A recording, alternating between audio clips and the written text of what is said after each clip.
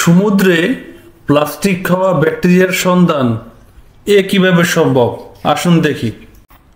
এবং আমার মনে হয় প্লাস্টিক দূষণের বিরুদ্ধে মানবজাতির যুদ্ধ বর্তমান বিশ্বের সবচেয়ে বড় যুদ্ধ, কিন্তু এই যুদ্ধকে ইনশাল্লাহ আমরা জয় করতে পারবো আশা করি। আসুন সামনে দেখি।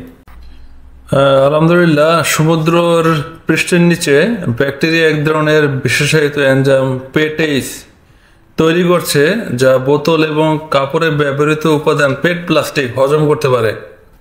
একদল বিজ্ঞানী এটা আবিষ্কার করেছে। King Abdullah University of Science Technology কেউএসটির গবেষকরা আবিষ্কার করেছেন, যা একটি অনন্য আবিষ্কার হয়ে থাকবেন আশা করি।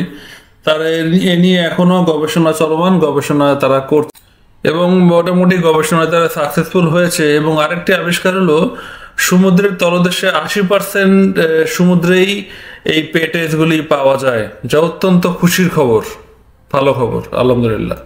এবং সমুদ্র পৃষ্ঠের অনেক নিচে গবেষকরা এমন অনেক ব্যাকটেরিয়া খুঁজে পেয়েছেন যা প্লাস্টিক হজম করতে পারে বিশেষ এনজাইম ব্যবহার করে। এবং আশা করি এটি একটি যুগান্তকারী সাফল্য হবে ইনশাল্লাহ, এবং আমাদের বিশ্বকে প্লাস্টিক মুক্ত করতে সাহায্য করবে আশা করি।